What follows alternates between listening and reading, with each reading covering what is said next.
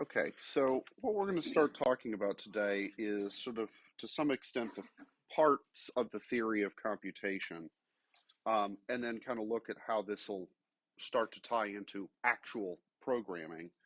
Um, and so let me start with just talking about, again, functions. Right, so what are examples of functions that you've dealt with before? Well, I don't know, something like this. Maybe you've done a multivariable function. Uh, right, so just a couple quick examples of simple algebraic looking functions, things that you might have encountered in math class, no particularly big deal. Um, and sometimes they have formulas, okay? And that formula, it could be really messy and complicated or relatively simple looking like it is maybe in these two examples.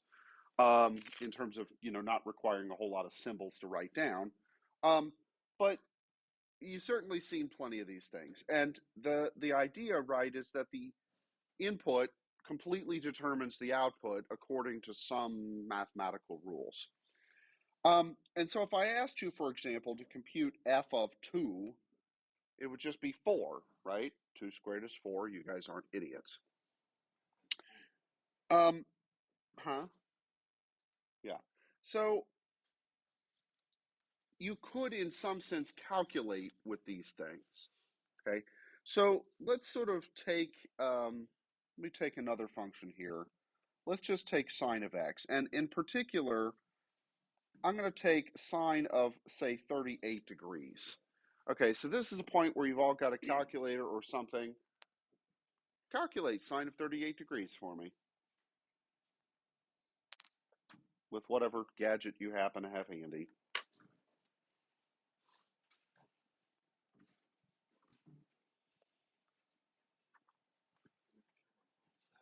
Yeah, you probably have to turn it sideways to get it in scientific mode, but all right, so read it off to me. 0 point.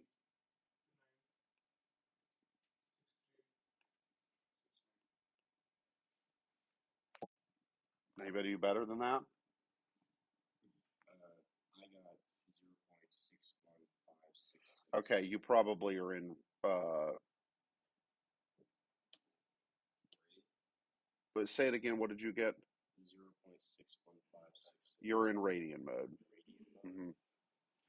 Yeah, I'm gonna change that. Yeah, so it computed it in radians rather than in degrees. Are you sure yours was in degrees? Okay.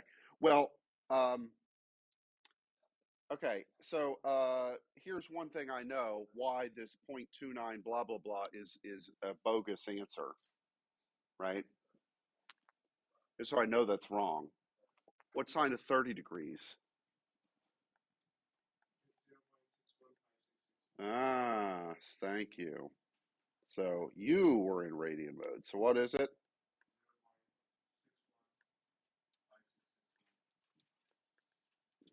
Okay. Here's how I knew that the original number was bumpkiss. Well, sine of 30 degrees is a half, right? Because trigonometry. And sine, at least in the first quadrant, is an increasing function. And so 38 degrees is bigger than 30 degrees. And so the sine of it also ought to be bigger than 0.5. Okay. All right. So we get 0.61, blah, blah, blah, blah, blah, blah, blah, right?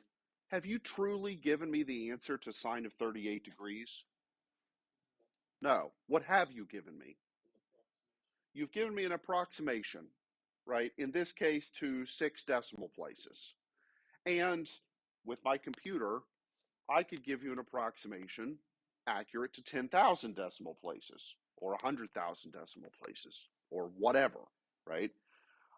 So in some sense, we truly have not calculated that because the decimal expansion is just going to go on forever, right?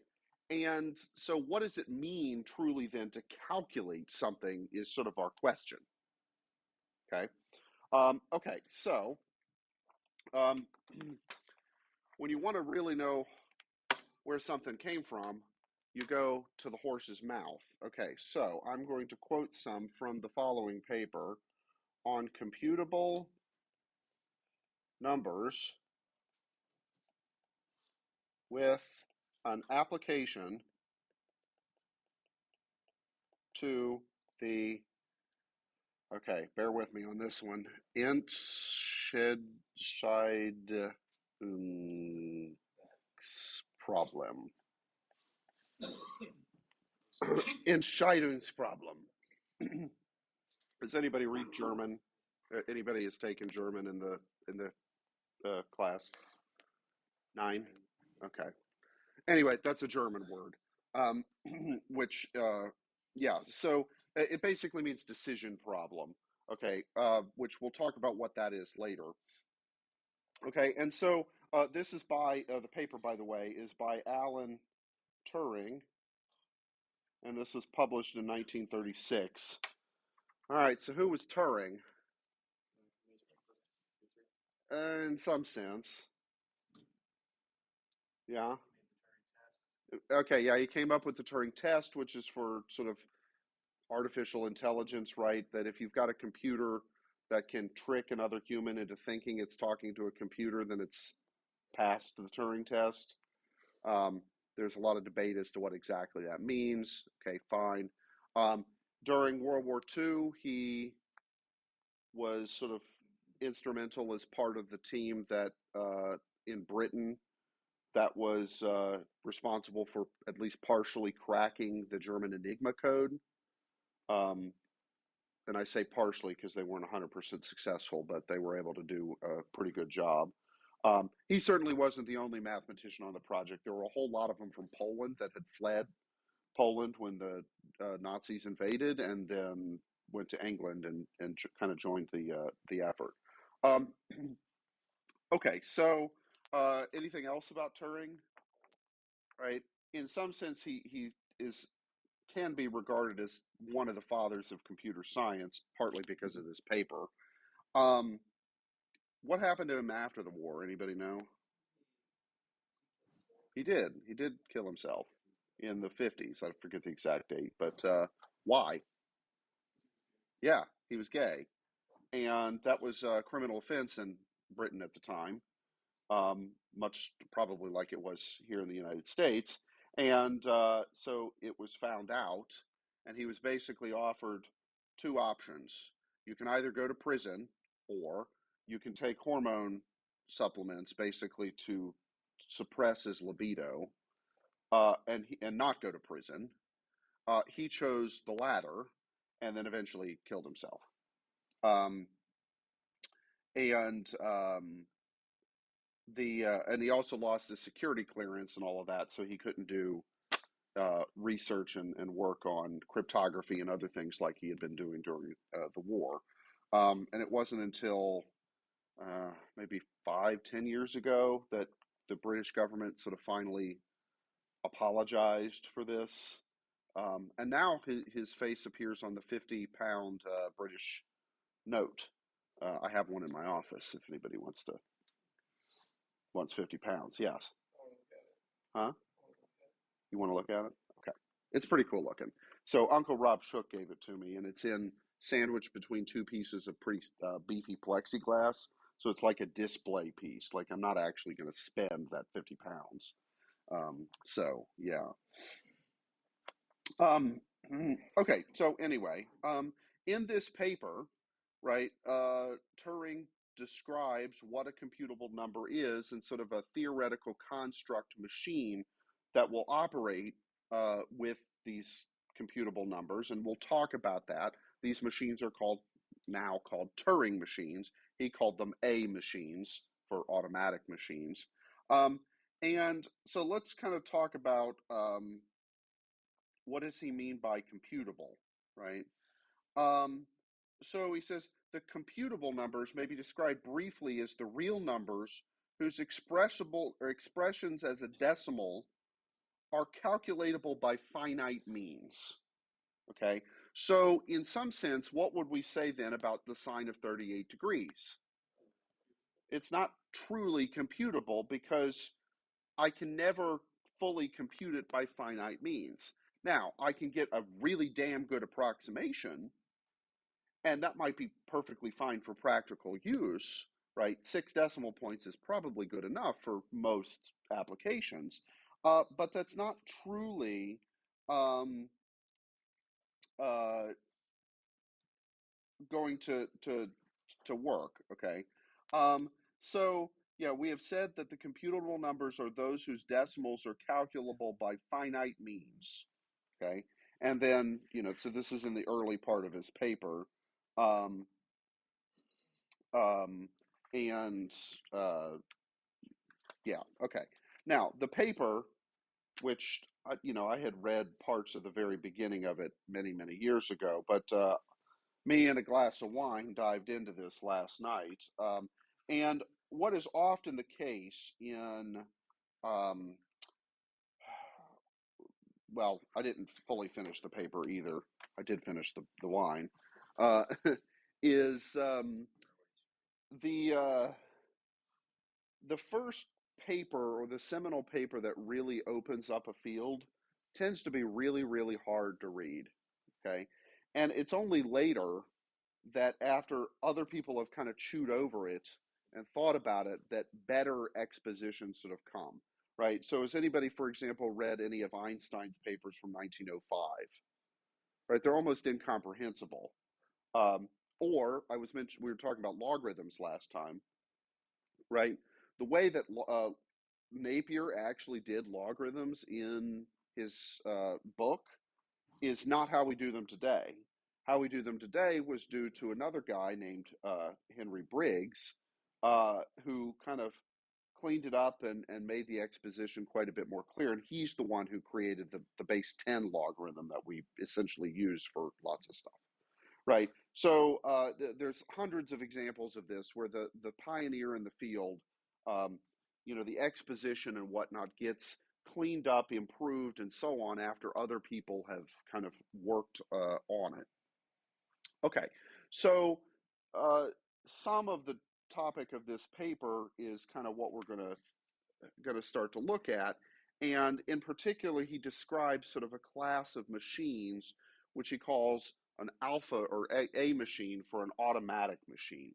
All right, so here's how these things are going to work. There's going to be a read head, and I'll draw that as sort of a magic black box. And then coming into and out of the black box is a paper tape that can be as long as you want, um, and it's divided into little squares. Okay, and each square can have exactly one symbol printed in it. It could have no symbols printed in it, so the empty symbol we'll consider as a valid symbol.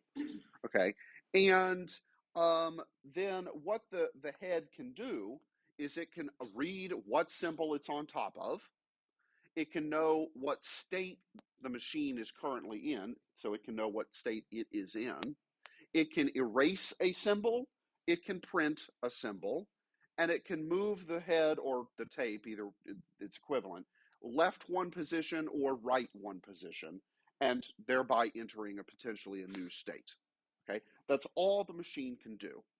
Now that sounds very simple and very limited. Okay, so let's look at maybe an example of one. And so let's suppose our symbols are star, 0, and 1. Okay, that's it. Okay, and what we're going to describe is a Turing machine that's capable of adding 1 to a binary number. Okay, so for example, let's think of star 101 star as representing the number 5, right? In binary, when we talked about binary encodings, 101 certainly represented 5, right? We have a 1 in the ones place, no 2s, and a 1 in the fours place. Okay, and so if we add 1, then we would get the bit pattern this.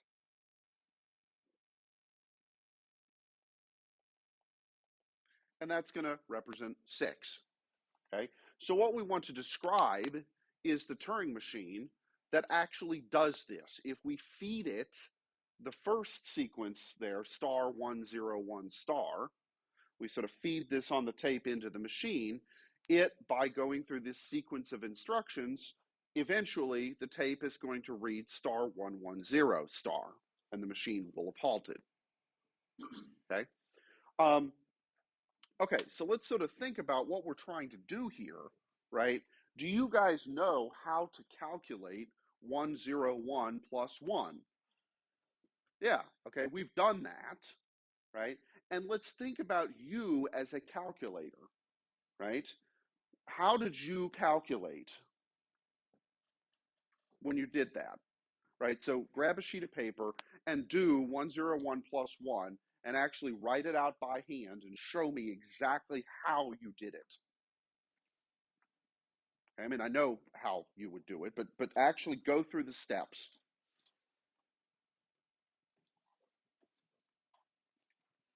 Okay, or use the chalkboard if you don't have any paper. Or cast a summon paper and pencil spell.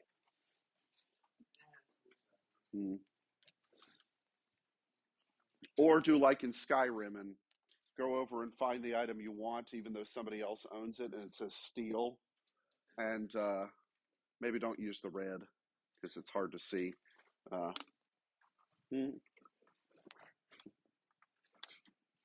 Yes? Okay, so this obviously won't take very long. This is sort of a simple calculation, but one could imagine that this could be a really, really long calculation and it takes you guys 10 minutes to do it instead of, say, 10 seconds. Okay, so how did you, as a calculating machine, do this? Well, what I want to argue is that in some sense you are a Turing machine. Your read head is, well, your actual head. You have the ability to recognize symbols. You have the ability to write and erase symbols. And the fact that we're, for sort of theoretical purposes, limiting ourselves to a tape that goes only one direction, right? It's a linear tape rather than a two-dimensional piece of paper, doesn't actually cause problems, right? Could I have made you come up with a way to write that only was on a line rather than a grid or something the way you did it? Okay, yeah. So there's nothing inherently special about the fact that we're writing, that our tape is going to be a linear thing as opposed to a two-dimensional thing like a piece of paper or the chalkboard or something, right? But there's no real issue there. Okay, so you as a human calculator, right, examined the fact that you had a 1 and you wanted to add 1 to it in the ones position. And so what did that give you? You replaced that symbol with the 0, okay, or in this case, you actually added symbols, but you would replace it with a 0, you'd move to another state where you have a carry, and you'd continue this process until you were finished. Yes? Okay, so let's describe the rules for the Turing machine that would do this, and then trace through the operation or the actual operation of this theoretical machine and see if it does in fact do what we want. Okay, make sure you ask him if he wants tea first. Okay. Okay. Okay, so let me just write down the states here of our machine, okay? And the states that we're going to have on our machine, this is, usually these things are given in tabular form, and this is going to take me a moment to write down. Well, actually, you know what? I'm going to be lazy, and let me do it a different way, which is just to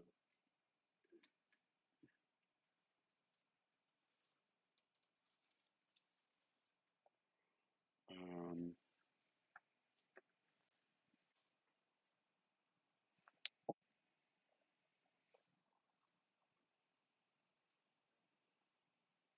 okay, so I'm going to be lazy and just show it to you from this book, okay, so I don't have to scribble it all down. All right, let me zoom this in. Okay. Um, and I'll type this up and make an electronic version so you guys don't have to scribble the whole thing down here. But let's sort of see, well, what states can our machine be in? Well, let's have a start state and an end state. So we'll call those start and halt. That makes sense. We initially feed the paper into this machine while it's in the start state, and then it starts doing things, and then eventually it finishes and should enter a halt state. Okay, so that's good. We also have an addition state. Okay, that makes sense. Dealing with the carry state, which happened here, right? There could be carries. There's an overflow state, which didn't occur here, but could theoretically. When would an overflow occur? What about if I had 111 and I wanted to add 1 to it? That would technically be an overflow, okay? And then we also have a return state, which is basically to move the head back to where it started, okay? We don't technically need to include that, but uh, this particular example does, just for kind of giggles, okay? All right, so does that kind of make sense what the different states are, okay? So when I am in a state, I also can read what is in the square that I'm on top of, right? So I am looking at a single square, and a symbol or perhaps absence of symbol, right, which we could still regard as a symbol, is printed in that cell, okay? And based purely on my current state and what's printed there, that's enough for me to determine what I need to do for that step of the operation. Okay, so for example, let's say that we're in the start state and we see a star. Well, what should we do? We should leave the star, okay, so we could write a star on top of the star, okay, and move left 1 position and enter the add state so that we actually start doing some addition, okay? Then, now we're in the add state. And one of 3 things could be true, right? If we've moved to the left 1 position, well, what could be on the square that's in front of me? How many different symbols did we have? Just 3 in this example, star, 0, and 1. Okay, so what do we do if I'm adding, if I'm in the state add and I currently see a 0? What should I change that 0 to be? A 1, that's adding, and I should move right and enter the return state. Okay, so that would be the example of what about if the number that I had on my machine was star 000 star. Okay, what would the resulting pattern need to be? Star 001 star. Okay, so if I come to a cell that has a 0 in it and I want to add to it, I change the 0 to a 1, and am I finished? Well, other than moving back to the right, I am, because I don't need to go into any other bit positions. There's no carries or any of that jazz, right? So I can finish immediately. Okay. On the other hand, let's say, and this is what happened in this example, right? The first symbol that I come to is a 1, right? So now the other thing is I'm thinking of starting from the right here, not from the left. And so in my picture, I'm feeding in the tape on the left-hand side of the machine. So which symbol gets read first? The star, but which star? The right star, not the left star. Okay, is that okay? Right. It doesn't really matter which way we do it, but the convention is that Turing gives is you feed it in from the left and it starts reading on the right, and so let's just stick with that convention so we don't get confused. Okay. Okay. So if I read a 1 and I'm in the add state, then what do I need to do to the 1? Okay, and this is what happened in our particular example. I need to change it to a 0, but now I'm no longer adding, I'm rather carrying, right? So I change the 1 to a 0, I move left, and I enter the carry state, okay? And then finally, if I'm in the addition state and I hit the star, then, well, this shouldn't actually happen, but um, okay, because think about it. How could we be in the add state and hit a star? if it was star star, okay, which is to say we're not really feeding it any number, okay? Or let's say that we had star 101 star star. We could regard that as sort of being an invalid input, and the machine is just going to reject it and halt, okay? But if we give the thing a quote valid input, meaning a binary sequence that has a star on either end, and that's it, then this situation should never occur, okay? Because if we move from our start state to the left one square, what should we see in that next square? It should be a 1 or a 0. And if it's a star, that's sort of invalid and just move back right and halt, okay? Okay, so those are sort of the three situations for our add state, okay? And we have sort of a similar situation here, which is what happens if we have a carry. Well, we know how to do the carries, okay? So if I'm in the carry state and I see a 0, which is actually exactly what happened here, then what changes? The carry, that position turns into a 1. I move right and I enter the return state because I finished dealing with the carry. If, on the other hand, I encounter a 1, okay, then I need to put a 0 there and continue carrying to the next position left.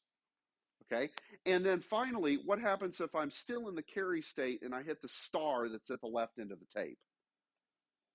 Well, then I'm in an overflow situation, okay, and that's sort of special, right? I'm exceeding the number of bits that, or I need more bits than what was already between the two stars. Okay, so does that kind of make sense? Yeah. Okay. The overflow state actually doesn't care about what's in the current cell. Okay, um, and it will just write a star basically and go to the return state. Okay, and then the return state. What does the return state do? Is if I hit a 0 or a 1, well, just keep moving to the right basically until I hit that final star, in which case I'm done and I should enter the halt state and the machine is quote finished, okay, with this process.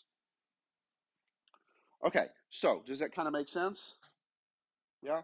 All right. So let's take this chart, okay, and just kind of, I'm going to do one thing here, which is I'm going to put it on the document camera.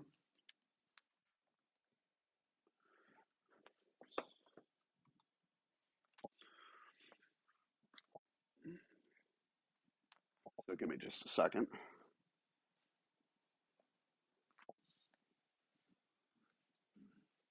Okay, and like I said, I'll type this table up so it's a bit easier, so you guys don't have to scribble it down. Because I'm the real MVP. Okay, hold on. Let me kind of get adjusted and focused on it. Okay, is that easy enough to read? Yeah. Okay. All right. So obviously this table won't appear on the stream at the moment. Okay.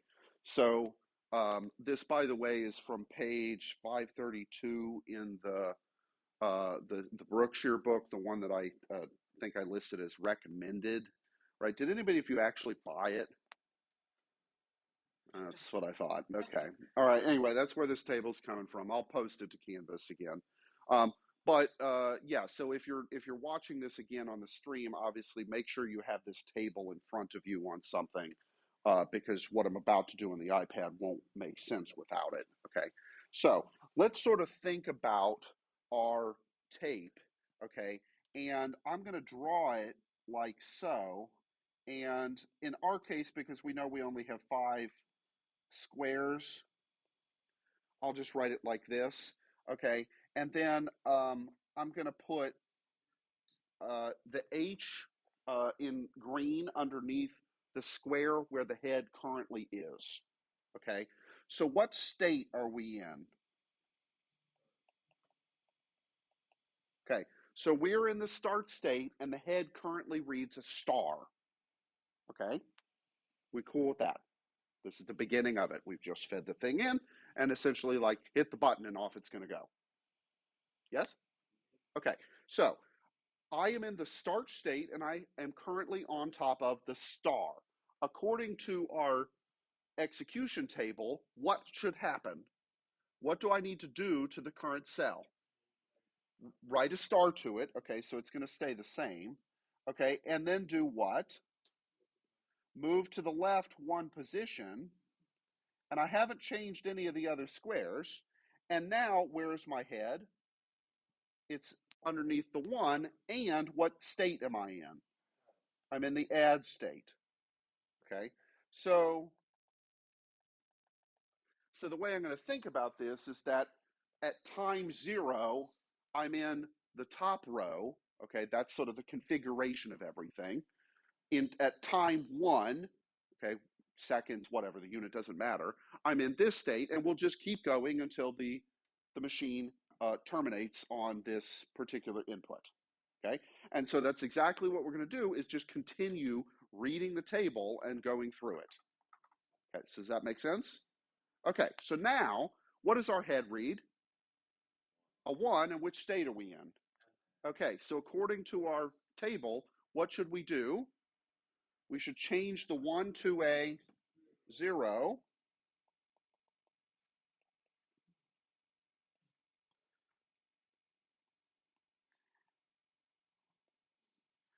Okay, and I'm going to write that in orange,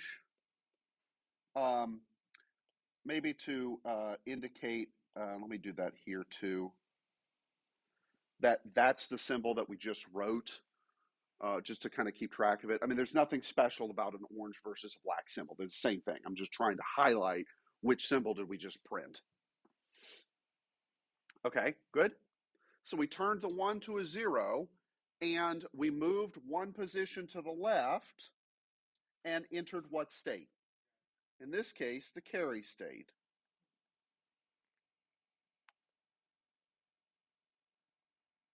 Okay? Oui ou non?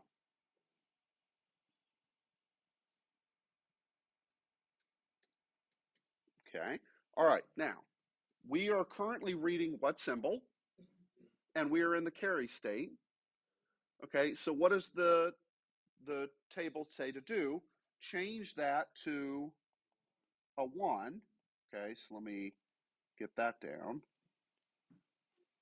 So star 1 0 star, and this one gets changed to a 1, and the head moves to the right, and we're in which state? We're in the return state. The carrying has finished. Okay, good. All right, are we cool about that step? All right, next step, and in this case, final step. T equals 4. What state am I in, or what state was I in? I was in the return state, and my head is currently reading a 0. So what do I write to that cell? A 0. I just leave it the way it was. Okay. And the others, of course, are unmodified. And I enter. What state do I now move to? I'm still in the return state, but I've moved one position to the right.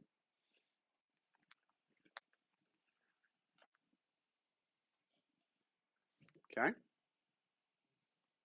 All right. And then finally,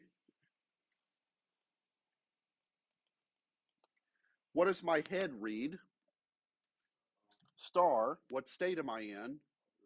Okay. And so according to that, what state should we enter? The halt state.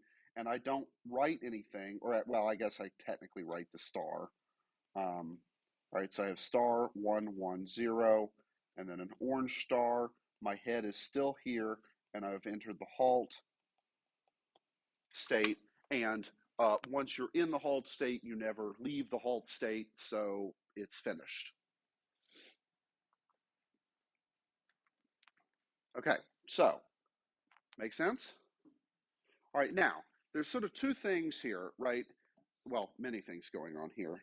Here I gave you the Turing machine, all right? And essentially that table is the Turing machine, right? It's the complete set of instructions for how to deal with uh, any tape that's got stars, zeros, and ones on it, right? So the Turing machine, maybe better put, is the collection of that table of instructions along with knowing what symbols are permitted to be printed on the tape, right? And we could have 10,000 symbols. We could just have 3, right? That doesn't theoretically matter. 10,003 are kind of the same number as far as I'm concerned for most purposes. And okay, we could go through, trace through this thing. Now, the other thing, though, is I gave you the table, or rather in this case, because this one's out of the book, right? The author of the book gave us a table. What about if I had changed the problem and said, build me a Turing machine that does addition by 1, which is what we just did, right? Essentially, what would you have to do? You'd have to choose some sort of set of symbols, okay? And maybe in this case, I would pre-specify those. The star, 0, and 1 seems like a reasonable selection there, yes? But you would have to basically come up with this table by thinking through, well, what really do you do when you add 1 to a binary number? Okay? Would you have all necessarily come up with precisely that table? Not, it maybe wouldn't look exactly the same way, okay? But in terms of effect, should they all be in some sense equivalent? They ought to be if they're, quote, correct, okay? Um, maybe, for example, the overflow state, which this thing just halts on and is sort of finished, maybe we could doctor that up and make the overflow happen a little bit more, a little nicer, okay, in some way. But, if I just said do addition, and if you have an overflow, just spit back out what you started with, um, or quit, right? Then, maybe it would have taken 2 hours to come up with this table, but you could have if you really kind of thought it through. Okay. All right. So, and of course, guess what one of your exercises will be? To design one of these things and then trace through the execution and make sure it works. Okay. All right. Now, obviously, I'll start you with another example of a machine that you can trace through the execution before you start trying to build your own. Okay. So, what Turing sort of considered is that, in a sense, any calculation that you can do by finite means, right, which is to say anything that you can do that's going to be give us calculable numbers, can be reduced to a machine that looks like this. Okay. Now, the table of instructions is not particularly big here, and the available alphabet of symbols is not particularly big here. But is there any theoretical limit to how many entries in the table there can be and how many pieces of the alphabet or how many symbols we use? Okay, so what is the limit, though? What are the rules on those two things? This is important. Can I have infinitely many symbols? No, right? And can I have infinitely many rules in my table? No. Can I have infinitely many states? No. Every pile of things that I'm dealing with must be finite. Now, there could be billions of them, but that's still finite. Okay. And billions might be unwieldy and impractical, but it's still theoretically finite. Okay. And that's what we're caring about here is sort of a theory question. Okay. So this is what gets referred to then as the Church-Turing thesis. Okay, so let me write that down next.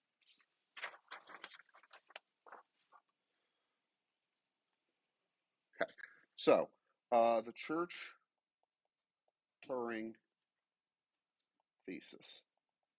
And Church, by the way, is referring to Alonzo Church, who was actually Turing's PhD supervisor, but another very important figure in sort of early 20th century logic which is to say also where computer science truly got birthed out of. Okay. All right. So a function is Turing computable means there is a Turing machine that can compute it. Okay, so that's a definition, right? And the thesis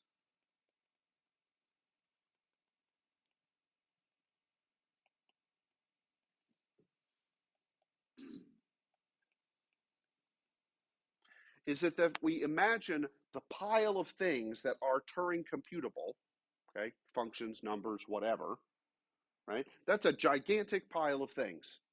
That this pile of things is precisely the things that are computable. Okay, so what this means is you could compute something using a machine that's not a Turing machine, but if you're computing it in any way, shape, or form, there is a Turing machine that can also compute it. Okay, and if you have a Turing machine, whatever it does is automatically computable. Okay, all right, now what this means is that if we want to understand what computable means or what is and isn't computable, we can change the question to say, well, can we build a Turing machine that can do it? Okay, so the Turing machines then become sort of a theoretical tool to allow us to consider questions of computability. Okay, now, I want to further argue that any computer that you use, no matter how fancy and powerful and expensive, is in some sense equivalent to a really, really, really fast and giant ass Turing machine. Okay, not just giant, but giant ass. Okay. So if we want to understand, like, you probably never really thought of a computer in this sort of tape going into a thing with a read head, right? Like, that's kind of old fashioned. And of course, remember, when did he write this paper? Yeah, he published it in 1936. So these ideas are probably kicking around in his mind in 34, 35, something somewhere in there, right? Okay, well, think about what machinery and quote computers looked like at that time. Okay, what would have things looked like in 1930? Let's just say, in terms of calculating machines. Sticks and stones. No, it was a little more advanced than sticks and stones, Mister. They still using telephone relays when they were building stuff. Well, okay, so for telephones, surely ZUSA, and this is the thing that I actually put a note here in my when I was reading this, which was what was ZUSA up to in 1936, right? Conrad Zuse, right, that built computers with telephone relays. I don't know. I know what he was doing in 1942, right? But I don't know where he was or what he was up to in 1936. Okay, so there's a good question. Um, and also, okay, exactly what was going on this side of the pond from a computer standpoint in 1936. But what did we definitely have? We definitely had mechanical calculators that could even read punch cards, right? And by 1930, those were kind of old hat, right? Because when did punch cards and tabulating machines, like, when did it really first burst onto the scene in a practical sense? Yeah, it was the late 1800s, but specifically, what was it? What was the moment that really did it? It was way before the space race. You're 100 years too late, bro. Um, right, 1880s, or right. Okay, that's where the punch cards got started. Was in weaving mills, right? In order to quote program the weaving looms, the jacquard looms. Okay, so that's where they came from. That was like 1830, right? So early 19th century. But punched cards with tabulating machines. When do you have to add up a whole shitload of numbers? Okay, elections, wars. or Censuses. census. The sensing. It'd be Cincy, not censuses. Sense. Yeah. Blur. Yes. Okay. Go take some Latin. Okay. Okay. So point being, though, the census, right? And so, well, don't we remember this from the Machine That Changed the World videos, right? So what company made these things, or what person? It turned into IBM, but who was it sort of in the late 19th century before it was IBM? It was Hollerith, right? And he, had these machines, or his company had these machines, and you could put all the data onto punched cards and feed them into this thing. And what happened with the census then? Well, it was able to be completed very quickly, right? Well, okay, because what was the point? Why did the government even want to have some sort of a means of doing this? What was the problem with the 1870 census?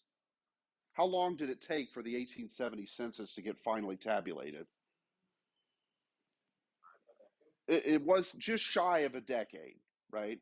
Okay, it was like 7 or 8 years. But the Census Bureau realized, okay, we can't do this 10 years from now, because by that point, well, we won't even finish the last census before we have to start the next one, right? And that, as you could imagine, is not a tolerable situation, because what is the purpose of the census in this country?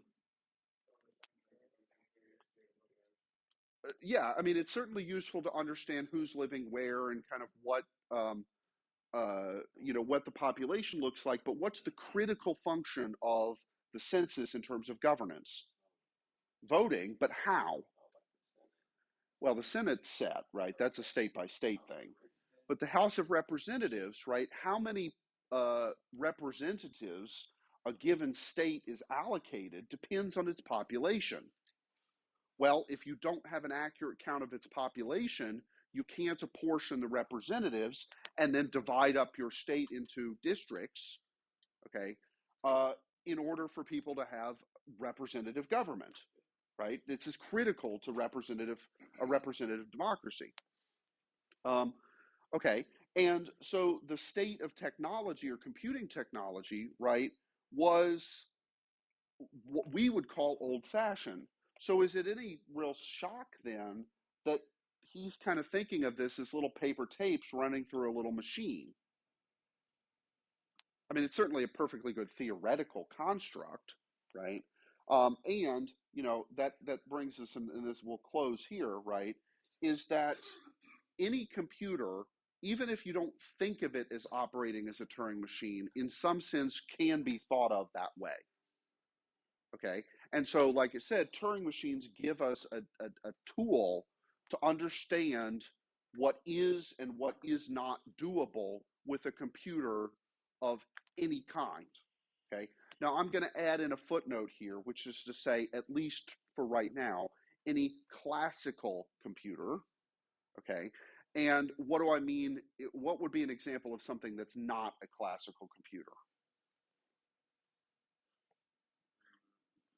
A quantum computer, okay, that uses things from quantum mechanics, and those I would need like a bottle of whiskey, and then maybe would understand. So quantum stuff, that's still a very, very cutting edge area of research, and it's not even clear whether how Turing's work and the Church Turing thesis applies in the quantum realm. I do not know.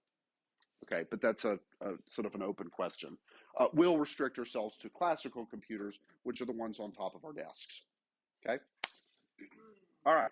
See you guys later.